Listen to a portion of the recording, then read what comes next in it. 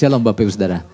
Puji Tuhan. Oke, kita sama-sama tangkap apa pesan Tuhan buat kita, ya, buat saya Bapak Ibu Saudara di minggu ini.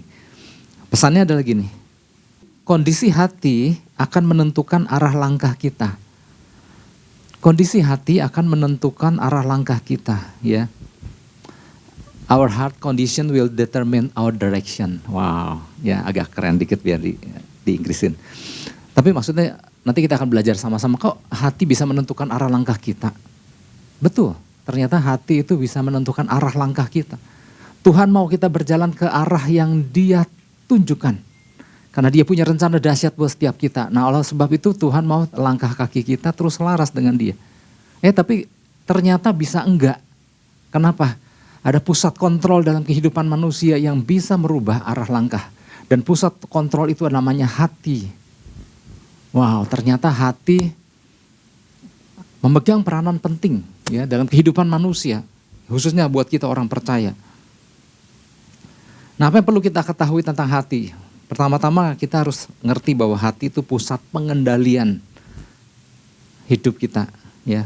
Hati adalah pusat pengendalian sikap dan daripadanya lah keluar instruksi yang biasanya kita jalani dengan patuh. Jadi hati itu pusat pengendalian hidup kita. Keluar perintah dari hati ini. Hati gak bisa membunuh, tapi hati bisa memberikan perintah kepada kita untuk membunuh orang. Ya. Hati gak bisa bohong, tetapi hati bisa memberikan perintah kepada kita untuk melakukan kebohongan. Jadi kontrolnya ini dari hati. Ya. Jadi kalau di komputer nih, ini software intinya, ya. Seperti otak, ya, tapi pusat pengendali kehidupan manusia itu bukan otak, hati ternyata. Ya, makanya firman Tuhan kan bilang di Amsal, jagalah hatimu dengan segala kewaspadaan. Karena dari situlah terpancar kehidupan, ya. Jadi ternyata hati itu pengendali kehidupan, ya. Kemudian hati juga disebut sebagai sumber mata air. Kalau sumbernya kotor, maka aliran air yang mengalir dan turun, misalnya kalau itu sungai, akan mengalami kotor juga. Tapi kalau sumbernya bersih, ya, kan hati itu mata air. Jadi kalau mata airnya bersih, maka dia akan mengalirkan air yang bersih. Dan orang akan menikmati air yang bersih itu karena memang sumbernya bersih. Oh, jadi gambarannya seperti itu, Bu. Jadi hati itu tapi gini, enggak dengan sendirinya bersih, kita yang harus menjaganya supaya jangan kena cemar, supaya jangan kena kotoran. Kita harus jaga. Suatu kali ada pasangan suami istri, dia baru pindah ke sebuah kota, baru menempati rumah di sebuah kompleks perumahan. Karena ini sesuatu yang baru, maka si istri ini kalau makan pagi dia selalu memperhatikan pemandangan yang terdekat adalah tetangganya. Dan di situ pagi hari tepat pada saat mereka makan pagi, dia melihat pas waktunya tetangga itu jemur pakaian. Dan dia melihat dari dalam ruangan tempat mereka makan pagi, istrinya berkomentar, tetangga kita kayaknya bajunya warnanya udah mulai nggak bersih lagi, katanya dia bilang. Karena semuanya yang terlihat baju-bajunya sepertinya warnanya kok nggak cerah, katanya gitu. Besokannya ketika makan pagi dia lihat lagi tetangga, dia bilang iya, kayaknya dia pakai sabun yang salah. Karena kalau sabunnya yang bagus mestinya jemurannya kan mestinya bersih, cerah gitu. Tapi ini kok kusam lagi kan. Besokannya dia lihat lagi, iya benar. Jangan-jangan dia pakai air yang kotor karena ternyata pakaiannya yang dijemur masih kusam.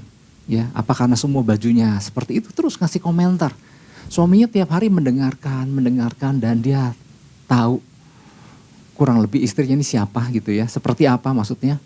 Suatu kali berapa hari kemudian pada saat makan pagi lagi istrinya bilang, nah kayaknya mereka beli baju baru semua, bajunya bersih sekarang. Atau karena mereka mungkin ganti sabun cuci, sehingga hasilnya juga bagus sekarang. Atau mereka udah ganti filter airnya gitu. Kenapa? Udah bersih, bagus gitu. So, terus suaminya bilang, bukannya tetangga kita yang ganti semuanya itu jadi baru. Tadi pagi aku ngelap kaca ruangan kita. Ternyata kaca rumah kita yang kotor katanya. Saudara nangkep? Jadi kalau kacanya kotor,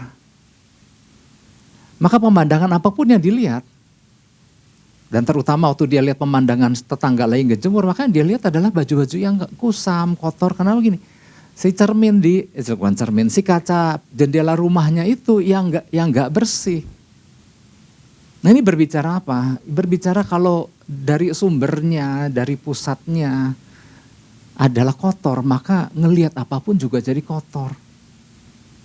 Artinya hati ini memegang peranan yang vital sekali, ya. Hati yang salah, cara pandang pun menjadi salah. Wah, ini Tuhan lagi bicara hati ya. Mari kita sama-sama, ini pesan ini buat kita semua, ya. Jadi hati adalah tetap ya bagian kecil ya dari organ tubuh manusia yang punya peranan penting dalam kehidupan kita, ya. Nah, hati ternyata ada hubungannya dengan arah langkah kaki. Karena memang hati adalah pusat pengendali. Nah, nanti di bagian tengah lah saya jelaskan apa sih korelasinya. Tetapi ternyata karena hati ini pengendali tadi pandangan kita, mengendalikan perkataan kita dan lain-lain, otomatis dia juga bisa mengendalikan arah langkah kita, anak-anak Tuhan atau semua orang, ya. Termasuk kita orang percaya, ya. Banyak orang menyangkakan otak lah yang mengatur arah langkah. Enggak, hati ternyata. Ya. Alkitab mencatat beberapa contoh. Ya. Ada hal-hal yang bisa berdampak begitu luas dan fatal. Gara-gara apa? Gara-gara hati. Gara-gara Kain panas hati melihat Habel. Kok persembahan Habel kok diterima? Kok persembahan aku gak diterima? Panas hatinya gitu. Padahal kan harusnya kan dia tanya sama Tuhan kan, atau dia tanya sama orang tuanya, kenapa Tuhan kok lebih terima persembahannya Habel gitu. Tapi yang terjadi adalah hatinya panas dulu. Nah ternyata hati, seperti yang tadi saya sampaikan, hati gak bisa bunuh. Tapi dia bisa memerintahkan diri Kain untuk bunuh itu adikmu. Karena hati yang meluap itu. Alkitab juga mencatat ketika Daud, orang-orang menyanyikan, Saul bisa mengalahkan beribu-ribu, tetapi Daud bisa mengalahkan berlaksa-laksa. Panaslah hati Saul, irilah hati Saul. Maka sejak itu dia berniat untuk bagaimana bunuh ini anak, bunuh Daud. Dan terus hari-hari hidup Daud di dalam pengejaran Saul yang panas hati. Jadi betapa hati ini kalau nggak dijaga sungguh-sungguh, maka itu akan mempengaruhi arah langkah, mempengaruhi akhir kehidupan seseorang.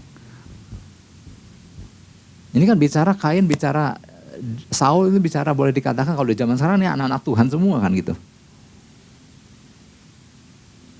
Nah Bapak Ibu Saudara, nggak peduli status kita, nggak peduli posisi kita, nggak peduli siapapun kita, setiap kita punya hati, katakan amin. Dan kalau kita mau jujur, ada nggak di sini yang hatinya nggak pernah terluka? Ada nggak di sini hatinya nggak pernah bercacat celah? Setiap kita pernah ngalami masa-masa itu. Atau jangan sampai ada yang masih ngalami kelukaan. Artinya gini, yang saya mau sampaikan, kalau kita punya hati, maka hati pernah terusik. Hati pernah terluka, hati pernah hancur. Ya oleh berbagai sebab.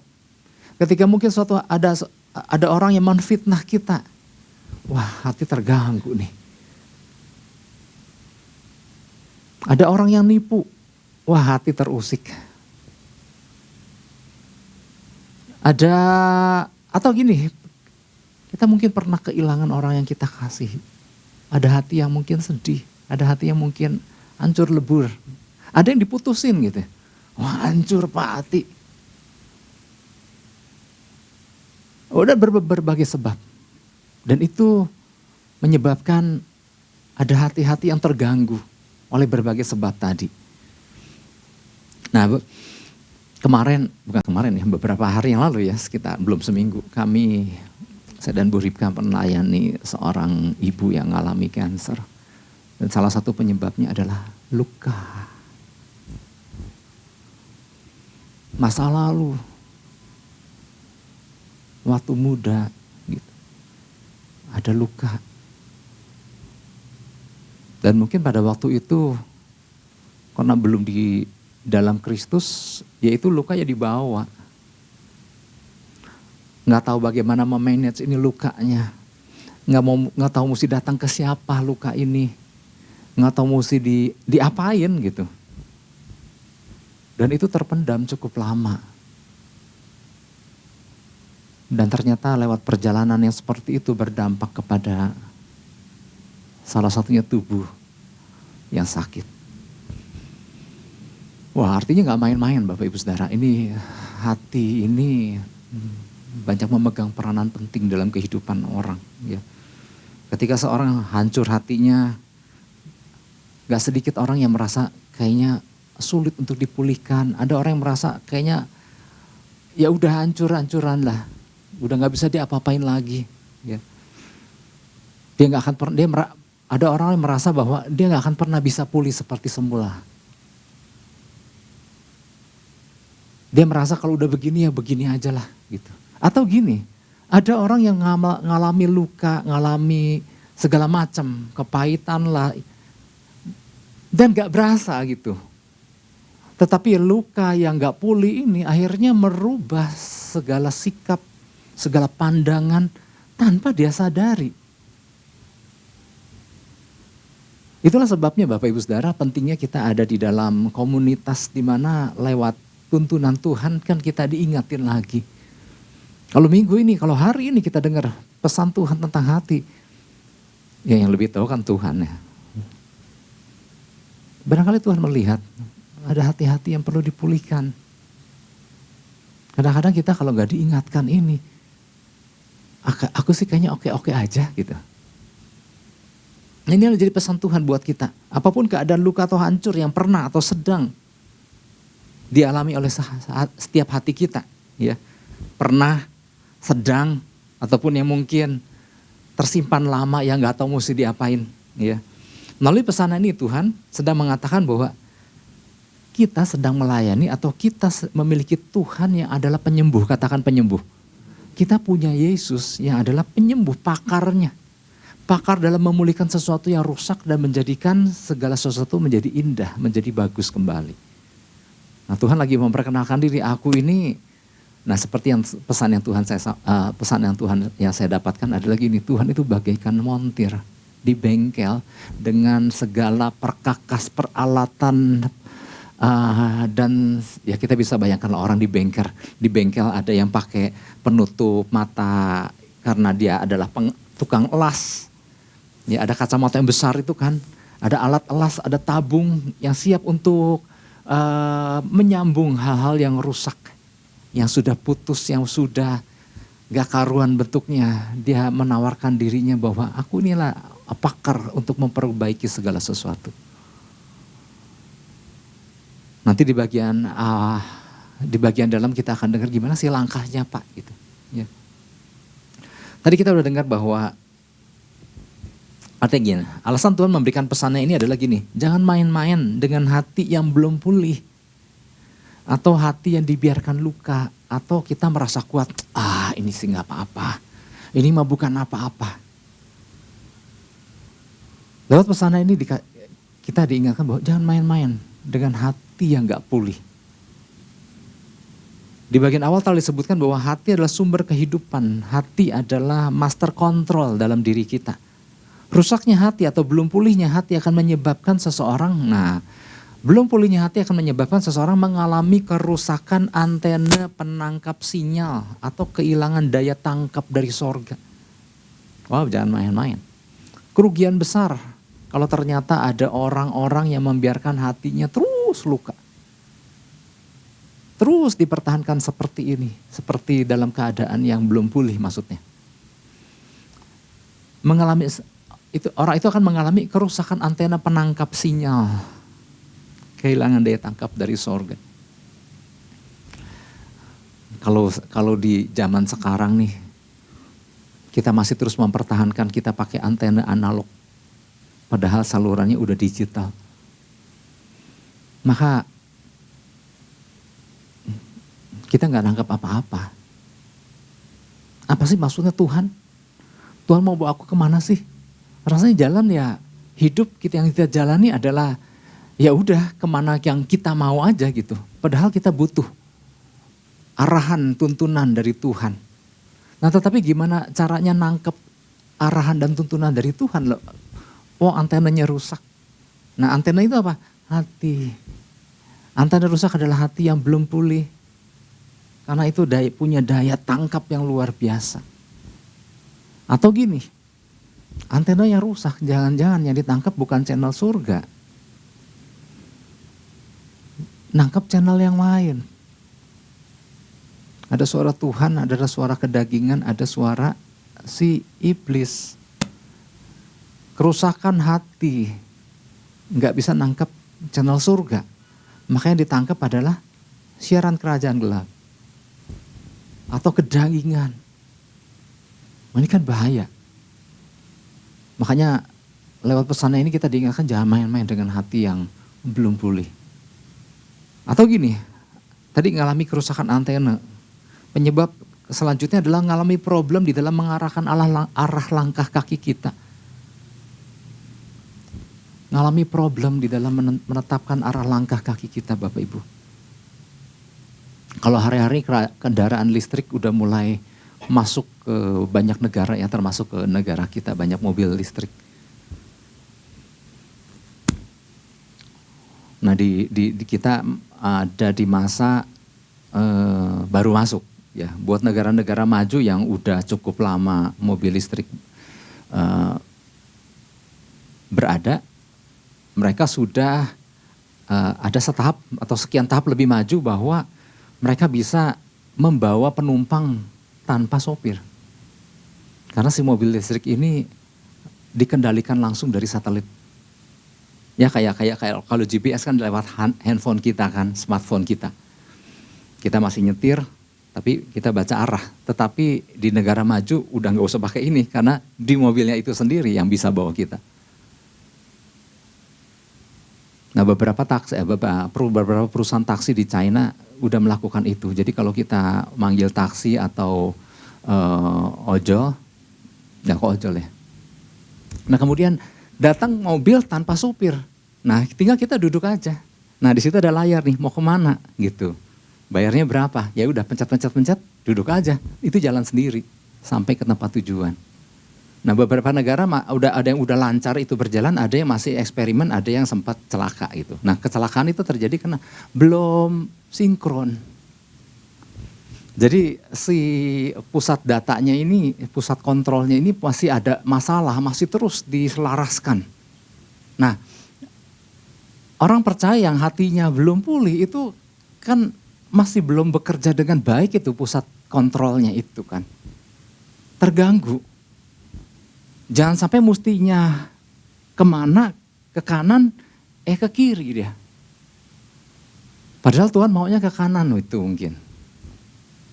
Jadi ada daya tangkap yang salah sehingga menentukan arah langkah dan tujuan akhirnya. Wow, ternyata seperti simpel, cuman hati gitu. Oh ternyata hati itu akan menentukan langkah-langkah jalan hidup manusia selanjutnya. Ya kenapa bisa begitu ya? Karena problemnya ada di pusat kontrol, yaitu hati. Ya.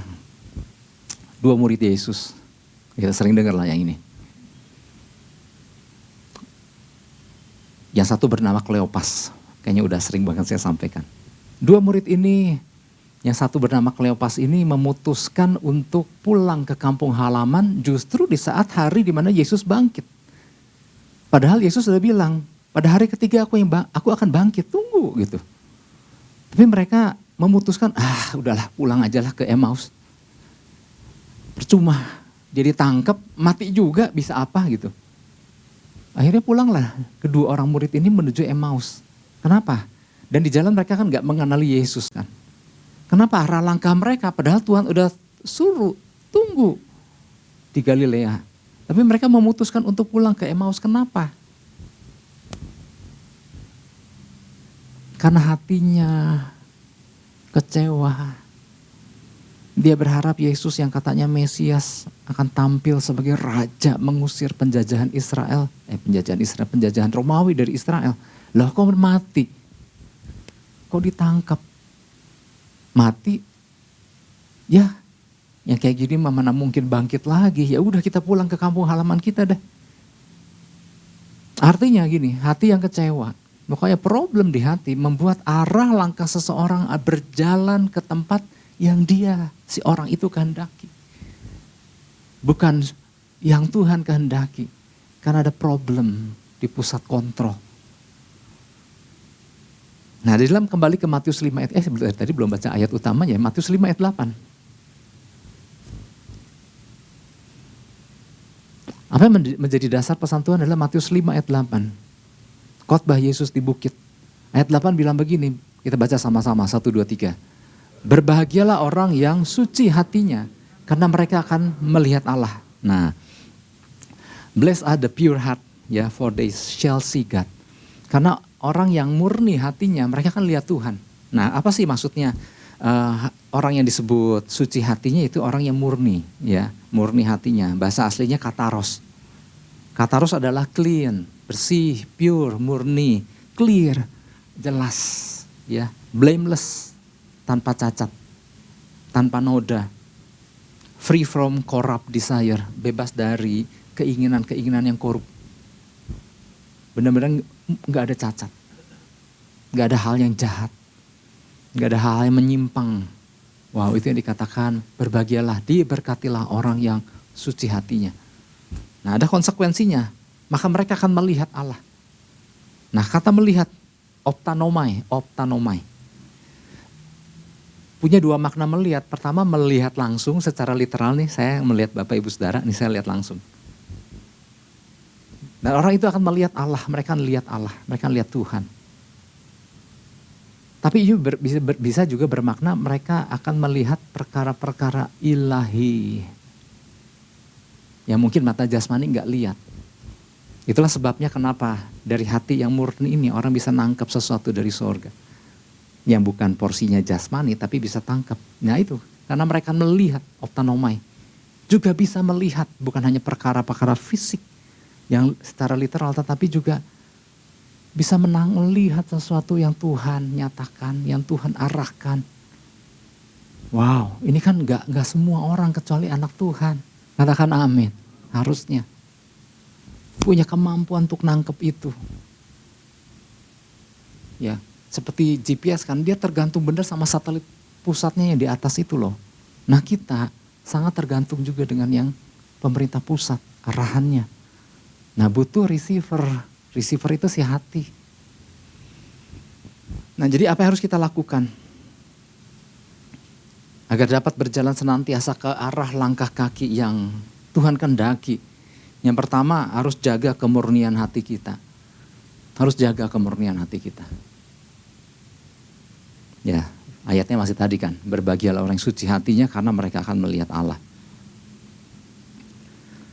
Tadi saya sudah sampaikan bahwa makna dari pure in heart, orang yang suci hatinya adalah hati yang benar-benar murni, flawless, ya, blameless. Tanpa noda, tanpa celah, tanpa cacat. Jadi bisa juga berarti nggak ada agenda lain, ya, selain agenda utama Tuhan.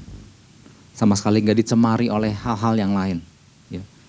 Bapak Ibu Saudara, orang-orang Jepang kalau datang ke Indonesia dan makan makanan Jepang, mereka merasakan ada rasa yang lain. Kenapa? Banyak yang udah dirubah.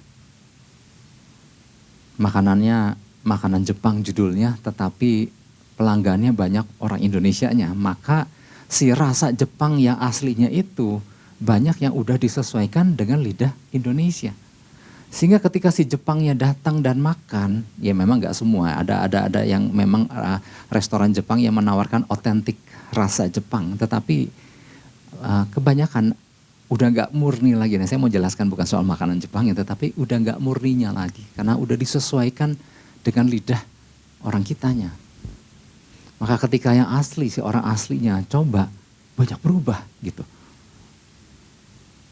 Karena ternyata sudah dibumbuin lagi. Sehingga punya rasa yang gak asli lagi, udah gak murni lagi. Demikian hati. Ini hati kalau udah dibumbuin segala macam, udah gak murni lagi. Udah gak bekerja maksimal lagi di dalam menangkap sesuatu yang dari sorga. Karena apa? Udah banyak cemar. Udah banyak lukanya, udah banyak agenda-agenda lainnya. Ya. Nah demikian juga kita harus menjaga pengiringan kita sama Tuhan dengan tetap menjaga kemurnian hati. Dimana kita harus senantiasa ngecek. Kadang-kadang gini kita sama-sama bertekun nih. Tetapi motivasi bertekunnya kan yang mungkin, saya kan gak tahu. Motivasi untuk bertekunnya itu kan kadang-kadang bisa aja berbeda satu dengan yang lain. Ada yang memang karena memang aku cinta Yesus Pak. Aku rindu hadiratnya. Ada nggak? Ada. Tapi ada juga yang mungkin, saya juga kan nggak tahu ya. Ada mungkin juga ada orang-orang yang datang karena takut. Ya kan saya disuruh Pak. Jadi kalau nggak datang ya takut, nanti takut dimarahin. Atau takut nggak diberkatin. Dan takut-takut yang lain, ya. Takut sama orang, takut disangka kurang rohani gitu misalnya. Bisa aja, maksudnya saya lagi menyampaikan secara fisik ya. Ini secara umum orang-orang percaya kalau kumpul nggak kelihatan, tetapi kalau motivasi hati, nah ini yang harus kita jaga. Itulah sebabnya kan makanya kan Daud kan adalah orang yang selalu datang sama Tuhan minta dicek. Hatinya minta diselaraskan, bener gak nih motivasi aku nih Tuhan? Bener nih karena aku bener-bener karena cinta apa karena bilang cintanya cuma di mulut aja? Alkitab mencatat Bapak Ibu Saudara, ketika suatu hari Daud nganter makanan buat kakak-kakaknya disuruh sama papanya ke sebuah ke medan pertempuran di mana Israel dan Filistin lagi mau perang. Kemudian Daud kan hatinya terusik ketika mendengar Goliat, sekaligus melihat Goliat ini raksasa ini. Kok mencemoohkan barisan Allah yang hidup. Wah kan bergejolak hatinya kan gak terima nih. Ini barisan Allah, pasukan Israel. Dan bukan cuma sekedar pasukan Israel dihina, ini lagi menghina Tuhanku. Lagi merendahkan Tuhanku. Wah timbul sebuah satu keberanian, aku harus bungkam dia. Jadi rasa patriotismenya muncul dan rasa penghormatannya kepada Tuhan ada yang mengusik. Wah Tuhanku gak boleh direndahkan seperti itu. Maka dia, ya singkat cerita saya gak detail, maka dia siap untuk menghadapi Goliat. Nah tetapi sebelum Daud melangkah menghadapi Goliat, ada orang bisik-bisukan di kerumunan. Kalau yang bisa ngalahin Goliat, maka akan dikawinkan sama anak raja. Rajanya kan Saul. Maka raja akan menyerahkan putrinya kepada siapa yang bisa ngalahin itu Goliat. Sekaligus nanti dia akan hidup bebas pajak. Daud dengar nggak? Daud dengar. Dan dia kan Alkitab sempat nanya, gimana orang yang ngalahin dapat apa? Kawin jadi mantu raja, bebas pajak dan segala fasilitas-fasilitas lain. Nah, disinilah dia harus menjaga kemurnian hatinya. Sungguh benar-benar dia menjaga martabat kehormatan Tuhan yang dihina tadi. Karena dia melecehkan barisan Allah yang hidup. Ataukah ada motivasi, wah enak juga nih jadi mantu raja nih. Bebas pajak lagi. Dan ditambah fasilitas ini dan itu. Akhirnya Daud menghadapi Goliat dengan motivasi yang mana Bapak Ibu Saudara? Nah jadi bingung, oh iya ya. Enggak, tetap dengan motivasi karena Tuhan. Kenapa? Kalau bukan karena motivasi Tuhan, enggak akan dia bisa melakukan dengan cara Tuhan yang dahsyat itu. Karena kalau orang lakukan dengan motivasi yang salah, Tuhan gak beracara kok. Nah tapi di situ kan kadang-kadang dalam hidup kita diperhadapkan dengan kondisi yang seperti itu. Wah, bener aku rajin karena aku kewajiban, apa karena gara-gara gembala nih maka jadi kayak kelihatan kayak rajin gini gitu ya. Atau memang karena sungguh-sungguh datang sama Tuhan. Ya kalau Bapak Ibu Saudara kan contohnya yang lain, misalnya aku pekerja benar-benar aku karena cinta Tuhan, karena rindu, atau karena yang lain, ya masing-masing kita harus cek.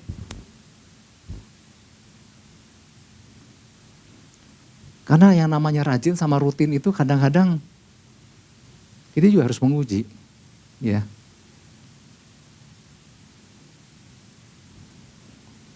Oke.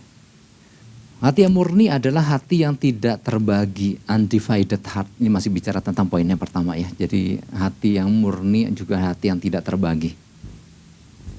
Jadi artinya gini, kita nggak bisa membagi kalau memang kita menyembah Tuhan kita. Kalau kita menyembah Yesus, kita nggak bisa membagi untuk menyembah yang lain. Nah itu yang dikatakan kemudian salah satu maknanya adalah undivided. Kita nggak bisa berbagi hati kita kepada pribadi yang lain yang aku mau sembah ini, aku mau sembah itu juga. Makanya di situ dikatakan kita nggak bisa menyembah dua Tuhan.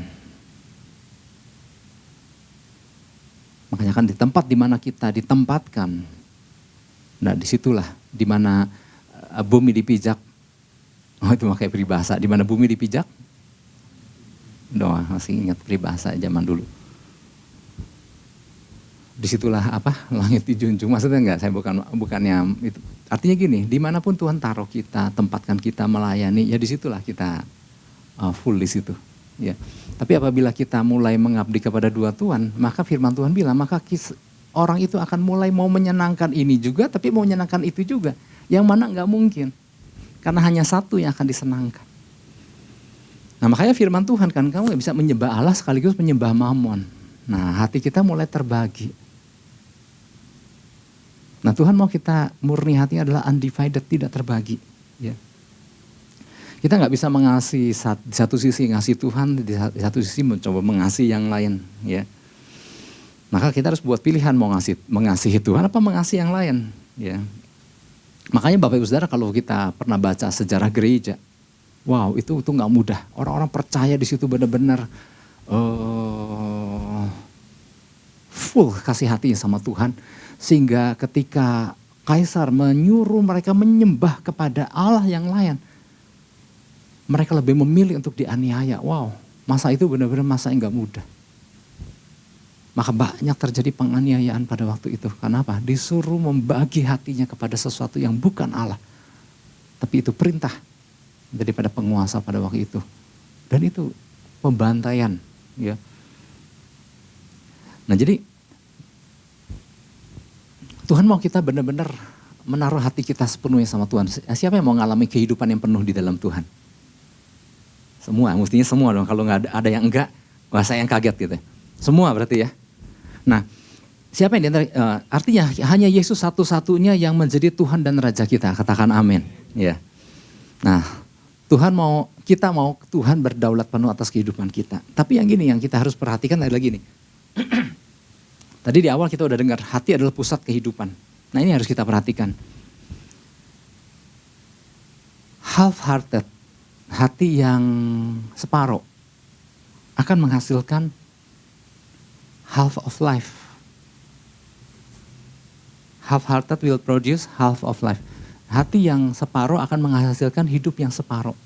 Tadi kan kita bilang pengen hidup sepenuh yang di dalam Kristus.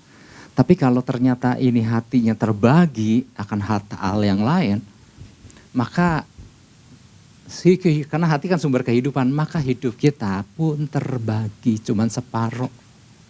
Kita nggak ngalami hidup yang penuh. Kalau full heart will produce a full life. Nah ini kan kita inginkan. Hidup yang full. Buat Tuhan kita benar akan mengalami hidup yang penuh. Bitter heart, hati yang pahit, will produce bitter life.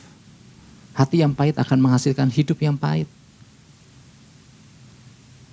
Apalagi? A divided heart will produce a divided life. And cold heart will produce cold life. Hidup yang dingin, hati yang dingin akan menghasilkan hidup yang dingin. Hati yang pahit akan menghasilkan hidup yang pahit. Ada orang, kenapa Pak kehidupan saya penuh kepahitan? Nah, hati lu masih pahit. Makanya ini kan benar-benar kan yang terpancar kehidupan ini dari hati. Ya.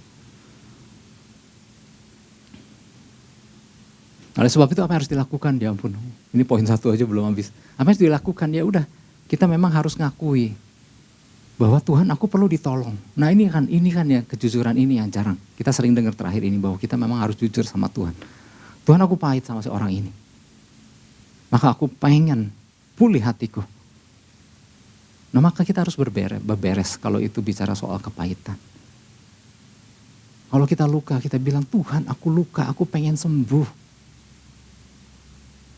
Kadang-kadang kan untuk mengakui sama Tuhan, ya kan kita gak berani jujur juga sama Tuhan kan. Kita harus bawa kepingan hati yang hancur ini sama Tuhan. Tuhan aku pengen pulih, aku bawa kepingan ini. 1 Petrus 5 ayat 6 coba. 1 Petrus 5 ayat 6. Kuncinya adalah kita mau datang merendahkan diri ke hadapan Tuhan. 1 Petrus 5 ayat 6. Karena itu rendahkanlah dirimu di hadapan tangan Tuhan yang kuat, supaya kamu ditinggikannya pada waktunya. Kita harus datang sama Tuhan, rendahkan diri kita. Tuhan, jadi kita gak bisa lagi datang sama Tuhan dengan malu. Udah gak perlu malu-malu sama Tuhan. Atau kita datang sombong. Aku gak apa-apa kok, aku gak apa-apa, aku tegar orangnya. Ingat, hati yang keras itu bukan hati yang Tuhan inginkan. Tuhan pengen hati yang lembut kok. Kita gak bisa datang dengan malu, sombong, atau merasa gak apa-apa gitu. Nah tapi Tuhan mau rendahkanlah dirimu di bawah tangan Tuhan yang kuat. Dan kita bilang, Tuhan aku ada problem dengan dia nih. Aku ada problem dengan pasanganku.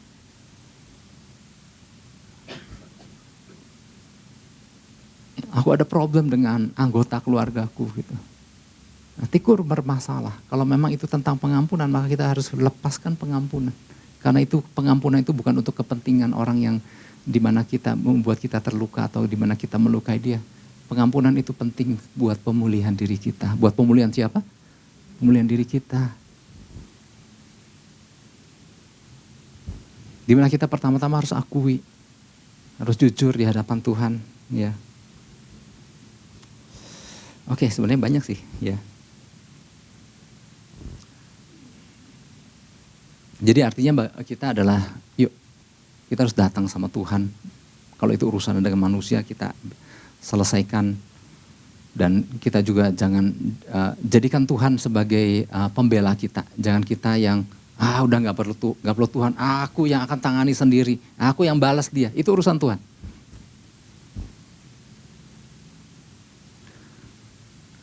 Oke, saya mau yang kedua maksudnya. Yang kedua adalah menjaga posisi hati kita tetap ke arah yang tepat. Yang kedua, menjaga posisi hati kita ke arah yang tepat. Saya mau sampaikan karena ini cukup menarik Bapak Ibu Saudara. Saya ajak kita buka Mazmur 119 ayat 112. Mazmur 119 ayat 112.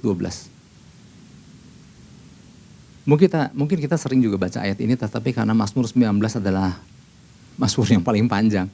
Kadang-kadang kita pernah baca ini kan, telah kucondongkan hatiku untuk melakukan ketetapan-ketetapanmu untuk selama-lamanya sampai saat terakhir.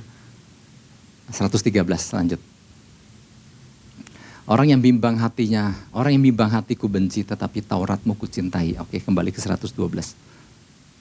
Telah kucondongkan hatiku untuk melakukan ketetapan-ketetapanmu untuk selama-lamanya sampai saat terakhir. Ini yang keputusan yang diambil oleh pemazmur.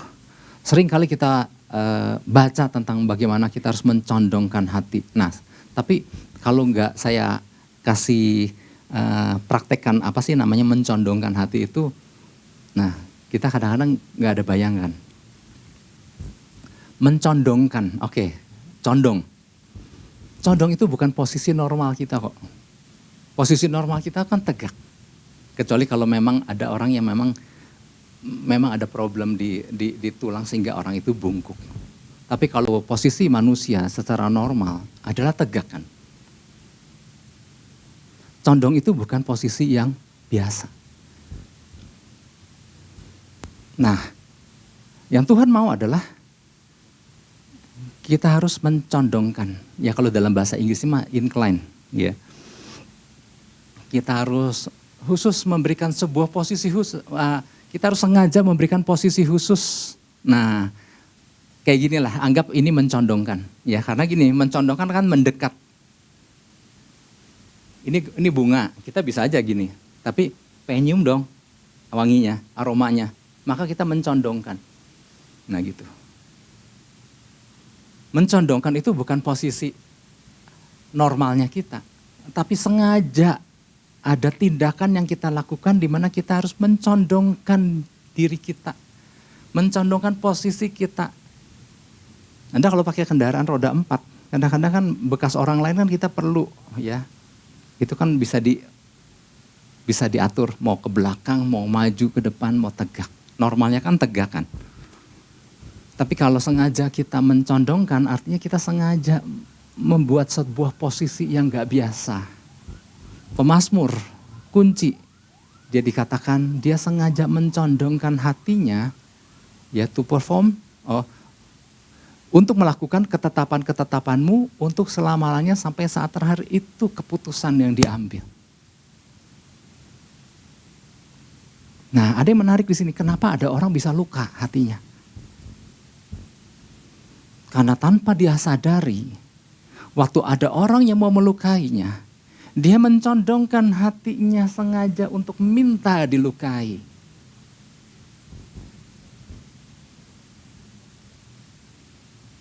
Makanya kenapa kan di situ dikatakan di awal kita harus jaga. Tapi tanpa disadari ada orang yang sengaja memberi hatinya. Ada gosip lu tentang kamu. Coba-coba.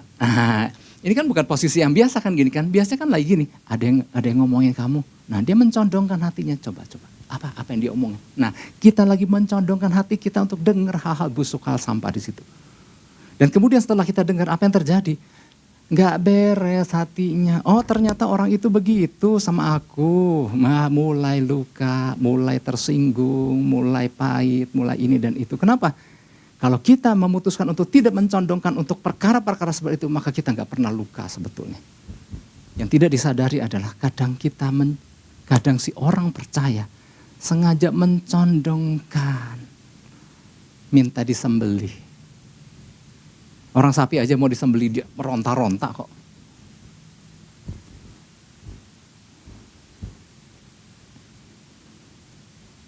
Si dua orang Emmaus yang pulang ke kampung halaman memutuskan, percumalah perkataannya. Janji mau bangkit kembali hari yang ketiga, udah pulang. Tetapi yang luar biasa, Yesus menghampiri mereka di perjalanan. Yesus ingatkan lagi, supaya mereka mencondongkan hatinya kepada perkataan-perkataan. Tidakkah engkau ingat segala sesuatu yang telah dikatakan para nabi? Yesus lagi ngajak orang itu untuk, yuk condongkan lagi hatimu kepada apa yang dijanjikan, nubuatan-nubuatan dan perkataan-perkataan Yesus. Dan kemudian orang itu mencondongkan hatinya untuk kembali mendengar lagi. Dan apa yang terjadi Bapak Ibu Saudara? Lukas 24, saya pernah sampaikan sini. Tapi ini menarik sekali Bapak Ibu Saudara. Lukas 24 ayat 33. Lukas 24 ayat 33.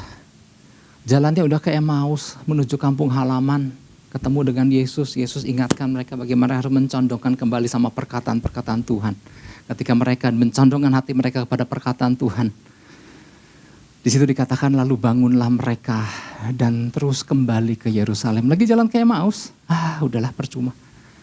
Tapi waktu dia mencondongkan hati kepada perkataan, arah langkahnya, hati yang pulih, arah langkahnya kembali kepada yang Tuhan kehendaki, Yerusalem maksudnya. Tadi saya sempat sebut Galilea ya, kembali ke Yerusalem. Di situ mereka mendapati ke-11 murid itu, mereka sedang berkumpul bersama-sama dengan teman-teman mereka, tepat seperti tempat yang Tuhan mau, yuk kumpul mereka di situ, kumpul kalian di situ. Dan terjadilah perjumpaan dengan Yesus. Artinya, mari Bapak Ibu Saudara, pesan ini Tuhan berikan buat setiap kita. Kita harus datang memeriksakan. Yesus bilang, Tuhan bilang, aku ahli di dalam memulihkan segala sesuatu yang rusak, yang pahit, yang kecewa, yang apapun kondisinya. Yang dikehendaki adalah, yuk datang mencondongkan hati kita, merendahkan diri kita, condongkan kemudian hidup, condongkan hati kita kepada ketetapan-ketetapan Tuhan. Maka di situ hati kita akan senang terjaga. Yang ngerti katakan amin. Beri tepuk tangan buat Tuhan Yesus. Haleluya. Kita mau berdoa.